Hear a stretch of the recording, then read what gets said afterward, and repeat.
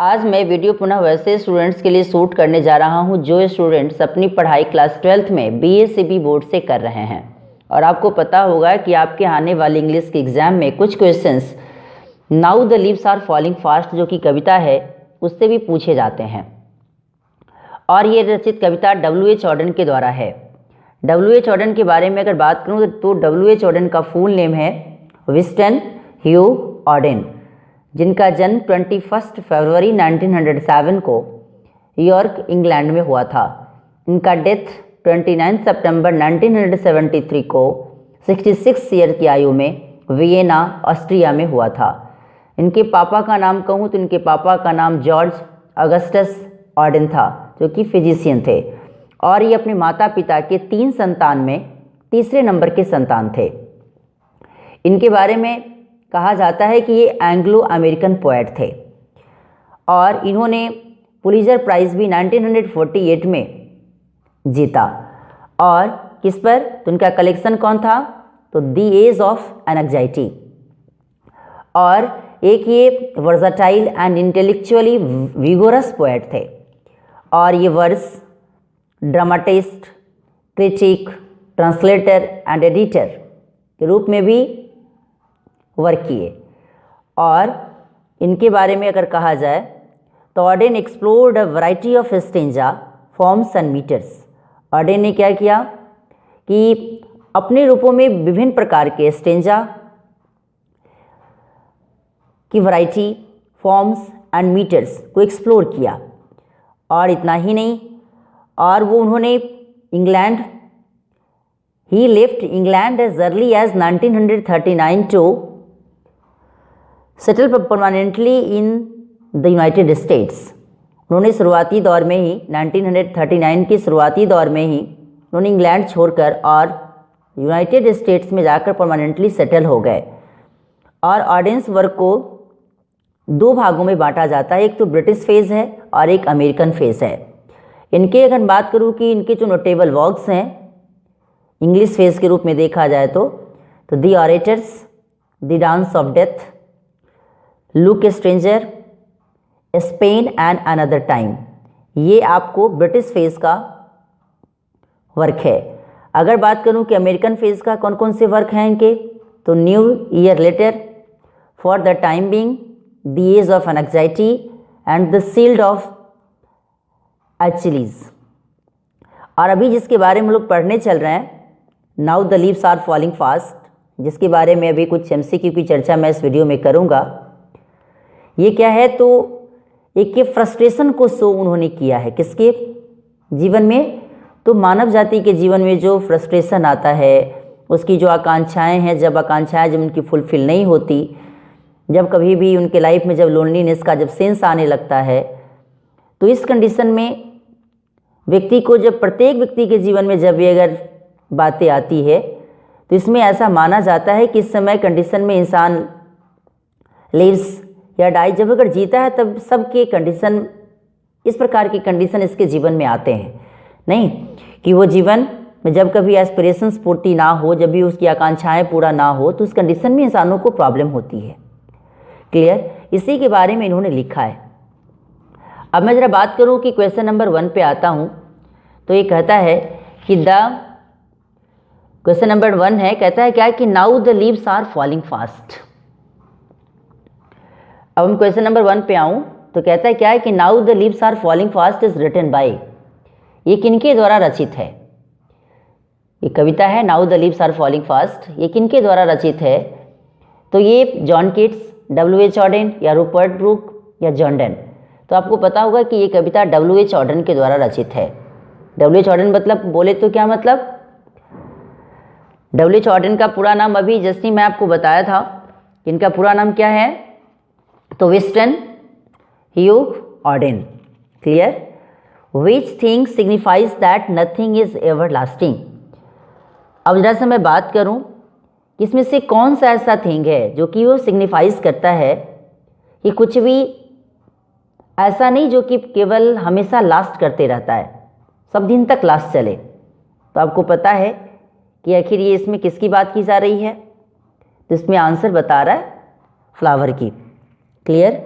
ये फ्लावर की बात आ रही है, इसलिए आप इसमें फ्लावर को ही सही माने। अब यहाँ क्वेश्चन नंबर 3 कहता है कि dash rolling on proves that life goes on despite mortality. आखिर ये किसके लिए ये वर्ड अगर यहाँ पे डाला जाए तो कौन से वर्ड हम लिखेंगे? तो अभी आपको पता होगा कि इसके लिए हमें वर्ड देना पड़ेगा कौन सा? तो the prams, the stone, the dog, none of this. तो अभी आपको पता होगा कि इसके लिए हम द प्रैम्स, ये किस में टिक लगाएंगे? द प्रैम्स में। क्लियर?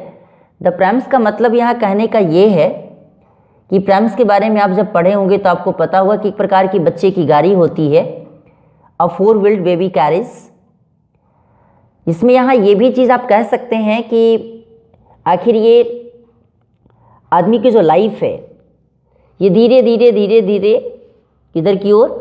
तो मोर्टेलिटी की ओर बढ़ती जा रही है। क्लियर? मोर्टेलिटी का मतलब क्या है?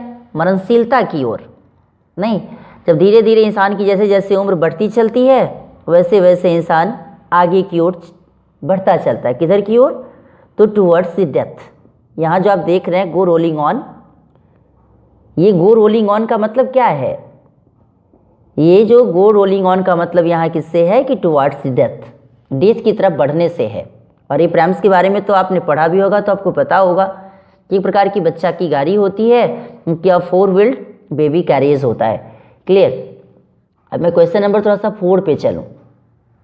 चलिए, कहता है क्या कि who are scolded the food. अभी अब जरा सा देखें कि कौन है जिसे फूड के लिए डांटा जाता है। क्लियर? तो अभी आपको पता होना चाहिए कि इसके लिए कौन सा वर्ड लगाएंगे? ट्रॉल्स, लैंस, एनिमल्स या नॉन ऑफ दिस। तो इसके लिए वर्ड हम लगाते हैं ट्रॉल्स। वर्ड क्या लगाएंगे? ट्रॉल्स। ट्रॉल्स मतलब क्या है? ट्रॉल्स का मतलब होता है wicked and ugly creatures. Clear? इसी के लिए हम ट्रॉल्स वर्ड लगाते हैं। किसके लिए? तो wicked and ugly creatures in Scandinavian mythology. Clear? तो इसके लिए हमें ट्रॉल्स वर्ड ही देना होगा।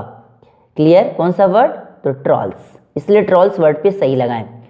ट्रॉल्स का मतलब समझ गए होंगे अब आप कि ट्रॉल्स मतलब क्या होता है। तो ट्रॉल्स मतलब एक प्रकार का ऐसा दुष्ट व्यक्ति। किसके लिए यूज किया गया इसमें? The wicked and ugly creatures in Scandinavian mythology. एक पौराणिक कथा के मुताबिक दुष्ट व्यक्ति कहाँ का? तो स्कैंडिनेवियन। तो इस रूप से अभी आप इसमें ट्रॉल्स वर्ड ही लगाएं। The dash has become dumb to see the leafless tree. इसके लिए कौन सा वर्ड लगाएंगे? तो अभी आपको पता होना चाहिए कि इसके लिए हमें कौन सा वर्ड लगाना पड़ेगा। तो dash has become dumb to see the leafless trees. तो अभी आपको जब आप इसमें टेक्स्ट में जब पढ़े होंगे तो आपको पता होगा कि and the Nightingale is dumb. नहीं, तो जब नाइटिंगेल इज डम की बात ही अगर आएगी तो 5th नंबर में आप कौन सा वर्ड लगाएंगे? तो नाइटिंगेल। क्लियर? इसके लिए आप नाइटिंगेल वर्ड लगाएं। The leaves are falling dash. तो अभी आपको पता होगा कि the leaves are falling fast. Clear? इसके लिए आप फास्ट वर्ड ही दें। 6 का आंसर क्या हो गया? ए नंबर। 7 की बात करो, dash waterfall could bless the travellers passing through that way. अभी आपको पता होगा कि कहता है क्या कि dash waterfall could bless the travellers passing through that way. अब इसमें हम क्या लगाएंगे? तो इसके लिए आपको पता होगा कि वाइट या ब्लू या येलो या पिंक, तो इसमें हम लगाएंगे वाइट। कहता है कि white waterfall could bless the travellers passing through that way.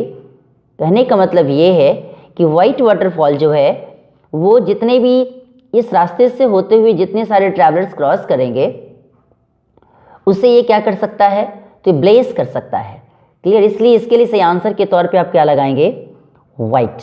White waterfall could bless the travellers passing through that way. अब मैं क्वेश्चन नंबर 8 की ओर चलूं। अब यहाँ कहता है कि travellers in their last distress is from. अब ये जो travellers in their last distress, जो ये लाइन जो आप देख रहे हैं, ये लाइन किससे लिया गया है? Now the leaves are falling fast या आउट टू ऑटम या सॉन्ग ऑफ माई सेल्फ या स्नेक। तो ये now the leaves are falling fast से लिया गया लाइन है। अब इसी के जस्ट बाद वाले क्वेश्चन जो 9 नंबर क्वेश्चन उस पर चलता हूँ। क्वेश्चन नंबर 9 पे आऊँ। 9 नंबर क्वेश्चन कहता है क्या कि who is the whispering never. आखिर ये विस्परिंग नेवर कौन है? डेथ है, नेवर्स है, फैमिली है या फ्रेंड्स है? तो अभी आपको पता होना चाहिए कि विस्परिंग नेवर्स डेथ को माना गया है। क्लियर? तो यही डेथ है। Arms raised stiffly to reprove dash is from. आखिर ये जो लाइन है arms raised stiffly to reprove, ये किससे लिया गया है? ये सॉन्ग ऑफ माई सेल्फ से है या माई ग्रैंड मदर्स हाउस से है या now the leaves are falling fast से है या आउट टू ऑटम से है? तो आपको पता होना चाहिए कि ये line now the leaves are falling fast से लिया गया है। क्लियर? इसलिए आप ऑप्शन नंबर सी को सही आंसर के तौर पे माने। क्वेश्चन नंबर 11 कहता है कि the travellers are we dash beings moving towards our death, animal, human, rural या अर्बन? तो अभी आपको पता होना चाहिए कि जितने भी सारे जो ट्रैवलर्स हैं, जैसे कि हम लोग के तरीक़ा से, जैसे कि जितने सारे ह्यूमन बींग्स हैं, वो सारे ह्यूमन बींग्स किधर की ओर बढ़ते जा रहे हैं? तो हम लोग अपने डेथ की ओर बढ़ते जा रहे हैं। नहीं तो आखिर ये इसमें कौन से एनिमल की बात या रूरल की बात या अर्बन या ह्यूमन की बात? तो ह्यूमन की बात ही तो की जा रही है। क्लियर? क्वेश्चन नंबर 12 की ओर चलो। Dash freezes the active hands, ये क्या है? इसके लिए कौन से वर्ड यहाँ लगाएंगे? Life, death, youth, none of this? तो अभी आपको पता होना चाहिए कि इसके लिए हम वर्ड क्या लगाएंगे? डेथ, क्योंकि डेथ ही है जो एक्टिव हैंड्स को भी क्या कर देती है? फ्रीज कर देती है। क्लियर? ये मृत्यु ही है जो एक्टिव हैंड्स को भी फ्रीज कर देती है। क्लियर? तो इस रूप में यहाँ डेथ वर्ड दें। क्वेश्चन नंबर 13 की ओर चलो। Trolls are called wicked and ugly creatures in dash mythology. आखिर ये किसमें? ये trolls are called wicked and ugly creatures, trolls कहा जाता है। ट्रोल्स के बारे में अभी कुछ ही देर पहले मैं आपको बताया था कि ट्रोल्स का मतलब ही होता है wicked and ugly creatures in Scandinavian mythology. Clear? तो ये माइथोलॉजी की अगर मैं बात करूं तो ये क्या है? तो इसके लिए स्कैंडिनेवियन वर्ड आएगा। क्लियर? ये किससे लिया गया है? तो ये एक स्कैंडिनेवियन माइथोलॉजी है, उसी से लिया गया है। क्लियर? तो इसके लिए आप स्कैंडिनेवियन वर्ड दें। अब जरा बात करूँ क्वेश्चन नंबर 14 पे। And the active hands must lonely on the separate नीज।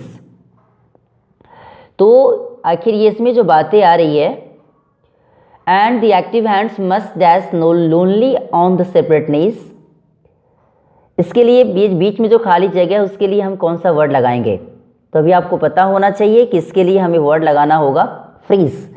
कुछ ही देर पहले अभी आप देखे भी थे, इसलिए यहाँ पे फ्रीज वर्ड लगाएं। कहता है क्या है कि जो एक्टिव हैंड्स हैं उसके बारे में बात आ रही है कि the active hands must freeze lonely on the separate knees. Clear? इसलिए फ्रीज वर्ड आप दें। सही आंसर के तौर पे फ्रीज हो जाएगा। And the Nightingale is dumb is from. कहता है ये जो लाइन जो है and the Nightingale is dumb, ये किससे लिया गया है? फायर हिम से, आउट टू ऑटम से या now the leaves are falling fast या sweetest love I don't go? किससे लिया गया है? तो ये now the leaves are falling fast से लिया गया लाइन है। White waterfall could bless the dash in their last distress. अब यहाँ जो लास्ट डिस्ट्रेस जो आप देख रहे हैं, ये लास्ट डिस्ट्रेस का मतलब क्या है कि एंड ऑफ लाइफ, मतलब क्या? डेथ से है। कहता है क्या है कि व्हाइट वाटरफॉल ये क्या कर सकता है? तो विलेजर्स को या एनिमल्स को या बर्ड्स को या ट्रैवलर्स को, किसको? तो अभी आप यहाँ समझ सकते हैं कि इसके लिए हमें लगाना पड़ेगा ट्रैवलर्स। कहता है ये जो व्हाइट वाटरफॉल है वो जो ट्रैवलर्स, जो लास्ट डिस्ट्रेस बोले तो जो एंड ऑफ लाइफ अब जिनका डेथ हो गया उनके ऊपर क्या करेगा? वो ब्लेज कर सकता है। कौन? तो व्हाइट वाटरफॉल। तो इस रूप से अभी आप इसमें कौन सा आंसर के तौर पे लगाएंगे? ट्रैवलर्स लगाएंगे। तो इस रूप में सही आंसर आपका क्या हो गया? ट्रैवलर्स। तो अभी आपने इस वीडियो में देखा कि now the leaves are falling fast जो कविता है उसकी मैंने 1 से लेकर 16 तक MCQ की चर्चा मैं इस वीडियो में किया। और ये वीडियो आपको कैसा लगा इसके बारे में लाइक, सब्सक्राइब एंड कमेंट करना ना भूलें। और जो शेयर भी करें ताकि ज़्यादा से ज़्यादा बच्चा इसे देखकर कुछ सीख सके, समझ सके। Thanks a lot.